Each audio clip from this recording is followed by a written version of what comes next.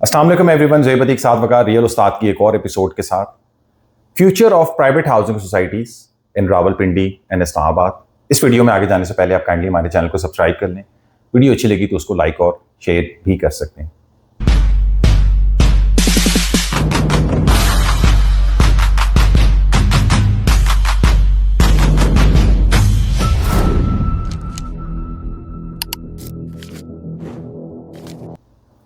साल 2026 के स्टार्ट में ही हमें यह अंदाज़ा होना शुरू हो गया कि जो प्राइवेट हाउसिंग सोसाइटीज़ हैं उस तरफ जो गवर्नमेंट की पिछले 2 सालों से प्रोपोजिशन चल रही थी वो वैसी ही कंटिन्यूटी के साथ हमें साल 2026 के अंदर भी नज़र आ रही हैं। बहुत सारे एरियाज़ के अंदर इंक्रोचमेंट की ड्राइव हो रही है। बहुत सारी ऐसी प्राइवेट हाउसिंग सोसाइटीज़ हैं जिनको NOCs नहीं मिल रही हैं और फर्दर सख्तियाँ भी की जा रही हैं।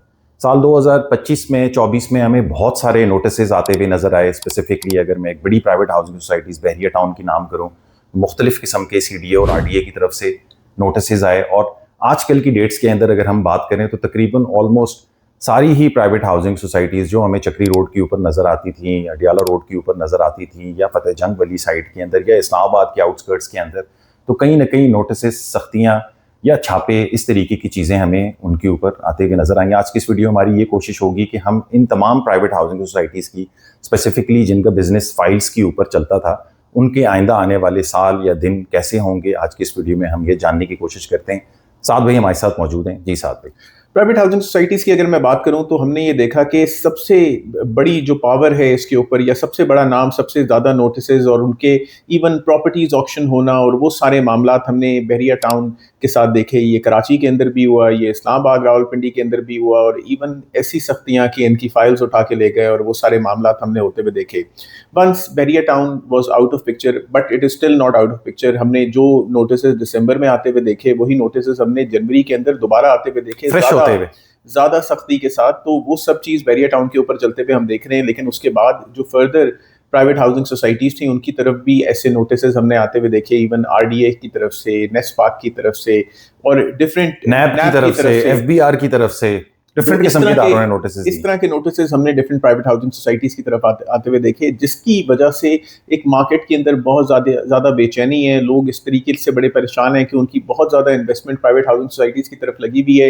कुछ हाउसिंग सोसाइटीज़ ऐसी कि जिनको सिर्फ 100-150 कनाल का NOC मौजूद था, कुछ हाउसिंग सोसाइटीज़ ऐसी कि जिनको कोई NOC मौजूद नहीं था, कुछ ऐसी कि जिनको इससे ज़्यादा एरिया का NOC मिला। लेकिन फिर भी आज के डेट में अगर हम इन तमाम के रेट्स देखें तो इनके यानी एक कीमत के ऊपर तकरीबन आपको 1/3 या 1/4 आपको मार्केट से उसके ऊपर कीमत मिलती है। तकरीबन 80 से 85% माइनस हमें नजर आती हैं बहुत ज्यादा प्राइवेट हाउसिंग सोसाइटीज की मार्केट इस टाइम। और इसका मतलब ये है कि वो एंड यूजर कि जिसने कभी किसी को देखकर, किसी YouTube वीडियो को, या फिर किसी अखबार के इश्तिहार को, या फिर किसी फेसबुक मार्केटिंग को, या किसी बिल बोर्ड को देखकर किसी हाउसिंग सोसाइटी के अंदर इन्वेस्ट किया था, तो वो इस टाइम के ऊपर बहुत सारे खसारे के अंदर है। लेकिन या फिर ब्राउनिंग को, मतलब जमीन की ब्राउनिंग हो रही है और उसको डेवलपमेंट का नाम देके कि बस हो गई ये डेवलपमेंट की, इतनी ज्यादा डेवलपमेंट होगी, ब्राउनिंग होगी। ब्राउनिंग जो है वो आई थिंक एक हिस्सा होता है डेवलपमेंट का, उसको डेवलपमेंट नहीं कहते हैं। जी साहब। बहुत सारी हाउसिंग सोसाइटीज ऐसी भी हैं कि जिन्होंने बहुत हद तक डेवलप कर दिया, लेकिन फिर भी आज तक वो किसी NOC या किसी क्लियरेंस को मनवा नहीं सकी, या उनको ये मिल नहीं सकी इस टाइम के ऊपर। लेकिन ये जानना इस टाइम के ऊपर बहुत ज़्यादा ज़रूरी है कि कल फ्यूचर, या यानी कल आने वाला इन हाउसिंग सोसाइटीज़ के लिए कैसा होगा, हमें इसके अंदर इन्वेस्ट करना भी चाहिए या नहीं करना चाहिए, और वो तमाम लोग जिन्होंने ऑलरेडी इनके अंदर इन्वेस्ट किया है तो उन्होंने क्या करना है। जी। फ्यूचर के बारे में अगर मैं आपको बताऊं तो मैं आपको क्लियर इंडिकेशन या क्लियर पिक्चर दूंगा कि कोई भी बचेगा नहीं। ये सिर्फ फैसल टाउन की बात नहीं है, या बहरिया टाउन की बात नहीं है, या ब्लू वर्ल्ड सिटी, या रूडन इनक्लेव, या किंगडम वैली, या एवलॉन, या GFS 7 वंडर सिटी, या पार्क व्यू सिटी। हर तरफ आपको कुछ ना कुछ क्लियरेंस, कुछ ना कुछ सख्ती आते हुए नजर आएगी। और ये एहतसाब या ये सख्ती इसलिए नहीं की जा रही कि इन लोगों को तंग किया जाए और इनसे कोई और फर्दर पैसे निकाले जाएं। ये एहतसाब इसलिए किया जा रहा है क्योंकि इनकी कोर बेमानी के ऊपर है, इनकी कोर अहकामात के ऊपर नहीं है। और कोर ये है कि कोई भी हाउसिंग सोसाइटी मार्केट के अंदर सेल ही नहीं कर सकती जब तक उसको परमिशन ना मिले सेल करने। बहरिया टाउन कराची के वाले से साथ भी हमने एक चीज़ देखी थी कि बहरिया टाउन कराची को पहले एक NOC दिया गया था कि आप इस प्रोडक्ट को मार्केट कर सकते हैं, और फिर उसके ऊपर वो बहरिया टाउन 4 सालों में पूरा का पूरा ही बिक गया। अब एक सोसाइटी को अगर NOC ही नहीं है, प्राइवेट बिल्डर्स की मैं बात कर रहा हूँ, तो वो फिर उस तरीके से यानी कि 1000 कनाल के ऊपर जो है वो 1 लाख कनाल की फाइलें उन्होंने उस तरीके की भेज दी। तो बेसिकली ये जो इनिशिएशन है इसकी बिजनेस की, स्टार्ट ही वो ठीक तरीके से और नहीं होता। एंड यूजर को ये चीज सोचना बड़ा जरूरी है। एंड यूजर एंड के अंदर ये कहता है कि यार ये पहले इदारे किधर थे और हमने इन्वेस्ट कर लिया तो उसके बाद हमें नुकसान हो गया। जरूर इस चीज को सोचें कि जब आपने इन्वेस्ट किया तो क्या उस हाउसिंग सोसाइटी को एक प्रॉपर एनओसी मौजूद थी, या जितनी फाइल्स वो मार्केट के अंदर बेच रहा था क्या उसके हवाले से एनओसी मौजूद थी। किंगडम वैली को 100 कनाल का एनओसी है। अब 100 कनाल के एनओसी के अंदर से आप 35% रोड डेवलपमेंट या इम्यूनिटी प्लॉट्स के अंदर निकाल दें, आपके पास रिमेनिंग बच जाएगा कि 65 कनाल। अब 65 कनाल के ऊपर आप 5 मरले के चंद ही प्लॉट्स निकाल सकते हैं।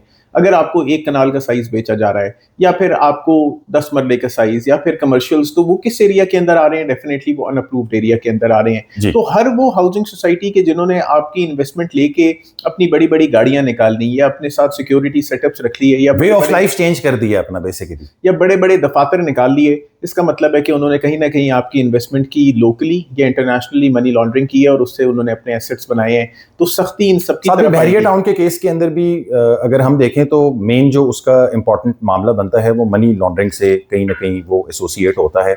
और उसी तरीके से जो अब इस टाइम के ऊपर जो कार्रवाई चल रही है ज़्यादातर प्राइवेट हाउसिंग सोसाइटीज़ की तरफ, तो उसमें कहीं ना कहीं इस चीज़ का लिंक जो है वो क्रिएट किया जाता है।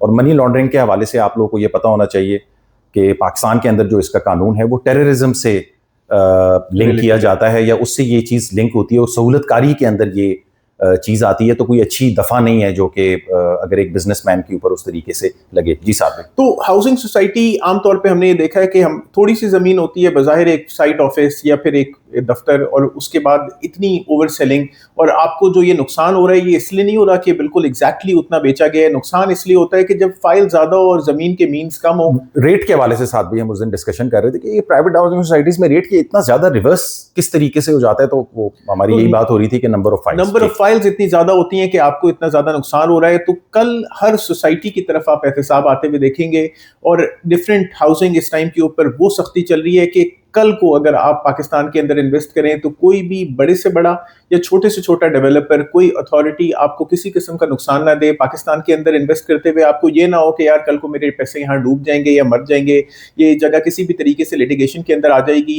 एनओसी के हवाले से इस चीज़ को अंडरस्टैंड कर लें कि सबसे पहले अगर अपने डॉक्यूमेंट्स कोई हाउसिंग सोसाइटी जमा करवाती है तो उनको सबसे पहले जो क्लियरेंस मिलती है वो एलओपी की मिलती है, और एलओपी की क्लियरेंस के साथ कि वो आपको पानी कैसे प्रोवाइड करेंगे, वो आपको बिजली कैसे प्रोवाइड करेंगे, वो कितनी ज़मीन के ऊपर हाउसिंग सोसाइटी बना रहे हैं, नंबर ऑफ प्लॉट्स कितने हैं, और बड़े से बड़े पार्क्स, रोड्स, वो सारी चीजें उसके अंदर, वो सारे इंफ्रास्ट्रक्चर देखा जाता है कि आपको करीबी मस्जिद क्या मिलेगी, क्या गवर्नमेंट भी इस जगह के ऊपर कहीं वो किसी ग्रीन एरिया के अंदर या किसी फॉरेस्ट लैंड के ऊपर तो हाउसिंग सोसाइटी नहीं बन रही, या फिर किसी एग्रीकल्चरल लैंड के ऊपर तो हाउसिंग सोसाइटी नहीं बन रही। इन सब चीजों जो अभी फैसल टाउन के ऊपर जो अभी इस टाइम के ऊपर नैब ने जो, तो वो सब चीजें सोच के कोई भी अथॉरिटी एनओसी देती है। लेकिन जितनी हाउसिंग सोसाइटीज, जितने फार्म हाउसेस हम देखते हैं वो आमतौर पे ग्रीन लैंड या एग्रीकल्चरल प्रॉपर्टीज के ऊपर बन रही होती हैं। शहर को शायद उतनी जरूरत नहीं होती, जरूरत तो हर टाइम के ऊपर हाउसिंग की होती है, लेकिन शायद उतनी जरूरत नहीं होती जितना उन हाउसिंग सोसाइटीज आपसे वादा कर लेती हैं। तो फ्यूचर इन हाउसिंग सोसाइटीज का बहुत ज्यादा ब्लीक है। आप एक प्राइवेट हाउसिंग सोसाइटीज के ऊपर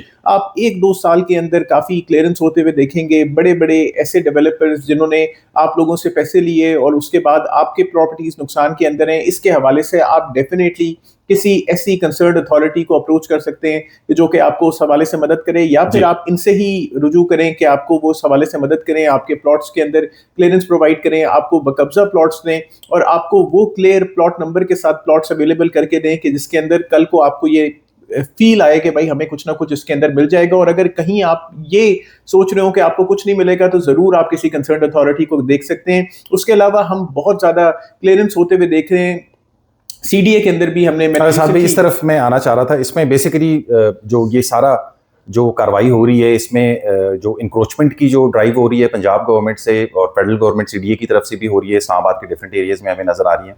प्राइवेट हाउसिंग सोसाइटीज के हवाले से भी काफ़ी एक क्रैकडाउन का माहौल हमें नजर आ रहा है। इसमें अब जो इफेक्टीज हैं या जो लोग इंक्रोच्ड एरिया के अंदर रह रहे थे उनके घर डिमोलिश हो गए, वो एक सवाल पूछते हैं। वो ये कहते हैं कि ये इदारे इससे पहले कहा थे, कोई कह रहा है जी मैं 20 साल से रह रहा हूँ, कोई कह रहा है मैंने 5 साल पहले ये फाइल खरीदी थी इस फलाना हाउसिंग सोसाइटी के अंदर, तो ये इदारे उससे पहले जो थे वो किधर थे। तो मेरे ख्याल से वो जो लोगों का सवाल था उसकी सुनवाई हो चुकी है, और एक किस्म का क्रैकडाउन ये जो हमें ओवरऑल नजर आ रहा है वैसे उसी तरीके का एक सिमिलर क्रैकडाउन हमें अथॉरिटीज के अंदर भी होते हुए नजर आ रहा है। साथ भी उसके हवाले से क्या खबर है? मैंने रिसेंटली एक आर्टिकल पढ़ा कि सीडीए के अंदर 300 लोगों को उन्होंने एनलिस्ट कर लिया और निकाल दिया, और ये सारे लोग किसी न किसी तरीके से किसी न किसी अपने जो उनकी ग्रिप में आ रही थी करप्शन, किसी न किसी तरीके से ये इन्वॉल्व थे उसके अंदर। तो अगर सीडीए के अंदर ऐसा हो रहा है तो इसका मतलब है कि कल आपके लिए बहुत ही बेहतर होगा। यही चीज आप वो शायद देखें आरडीए के अंदर भी हो। अच्छा साथ भी आरडीए की आप इसके अंदर बात कर रहे हैं, जो नैब ने लेटेस्ट एक नोटिस दिया है फैसल टाउन 2 को,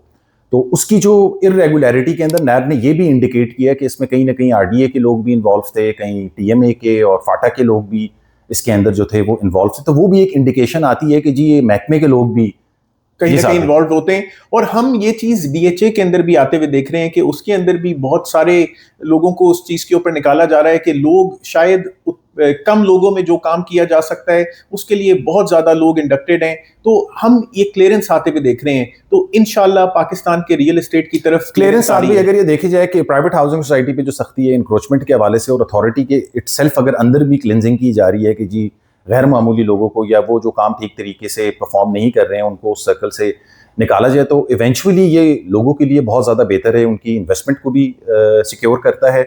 और इन्वेस्टमेंट सिक्योर के हवाले के साथ ही अगर उस पर वो रिटेन भी करते हैं, सब्र भी करते हैं उस इन्वेस्टमेंट के साथ, तो इवेंचुअली इन लॉन्गर रन कुछ अच्छा प्रॉफिट भी वो उसमें से फैच आउट कर सकेंगे। जी साहब। लेकिन in the end of the video मैं अपने इदारों से, अपने मुंसलिक उन इदारों से जैसे सीडीए, आरडीए, नैब या इस तरह के तमाम इदारों से ये दरख्वास्त करूंगा कि बहुत सारे रियल एस्टेट कंसल्टेंट्स, बहुत सारे यूट्यूबर्स जो आपको रियल एस्टेट डीलर माफिया, नहीं ये सारे माफिया नहीं होते। ये भी जो प्राइवेट हाउसिंग सोसाइटीज की अगर उस तरीके से हम बात करें तो उनका एक बहुत बड़ा जो सर्कल होता है या उनका जो पैसे लाने का एक तरीकेकार होता है वो डीलर नेटवर्क होता है। और उनको प्राइवेट हाउसिंग सोसाइटीज बहुत मोटिवेट भी करती हैं, ख्याल भी उनका बहुत ज़्यादा रखती है। हमारा भी उस तरीके से इन्वॉल्वमेंट है, थोड़ी बहुत थी एक लॉन्ग टर्म पहले। बट स्टिल जो डीलर का नेटवर्क है ये बहुत ज़्यादा इंपॉर्टेंट होता है, क्योंकि ये सारा का सारा पैसा इन प्राइवेट हाउसिंग सोसाइटीज का इन्हीं नेटवर्क के थ्रू आ रहा होता है। जी तो इसकी तरफ भी आपको सोचने की जरूरत है कि वो बड़े बड़े यूट्यूबर्स के जिनको लोग जानते हैं, पहचानते हैं, जिनके एक बार कहे के ऊपर किसी इस तरह की हाउसिंग सोसाइटी के अंदर इन्वेस्ट कर लेते हैं, जो डीलर्स आपको ये वादे दिलाते हैं कि आप इस हाउसिंग सोसाइटी के अंदर इन्वेस्ट कर लें कि कल को इसके अंदर एनओसी आ जाएगा, देखें फास्ट पेस डेवलपमेंट हो रही है, देखें ट्रैक्टर खड़ा हुआ है, देखें एक्सकवेटर खड़ा हुआ है, देखें डंपर खड़ा हुआ है। वो तमाम रियल्टर्स की तरफ भी एहतसाब आने की जरूरत है कि जब आप इतने कोर लेवल के ऊपर हाउसिंग सोसाइटीज की तरफ या फिर अपने ही अथॉरिटीज की तरफ आप एहतसाब का मामला कर रहे हैं, तो वो लोग जो इन आम लोगों को, जिन लोगों को कुछ नहीं पता, जिनको आप ल्योर इन कर रहे हैं, उन लोगों की तरफ भी एहतसाब आने की जरूरत है। उसके अंदर हम भी सामने हैं, उसके अंदर और भी बहुत सारे फेलो यूट्यूबर्स या मार्केटर्स का मामला क्लियर होना चाहिए इस्लामाबाद के रीजन के अंदर, कि इसकी तरफ भी गवर्नमेंट को सोचना चाहिए। और ये सोचेंगे तो इंशाअल्लाह ताला कल हमारा और बेहतरी आएगी इंशाल्लाह इस मार्केट में। और कुछ ऐड ऑन करना चाहते हैं? Like share subscribe, contact detail video description के अंदर मेंशन है, फेसबुक पेज और इंस्टा के पेज भी, इसको भी आप लाइक कर सकते हैं। अपना ख्याल रखें। अस्सलाम वालेकुम।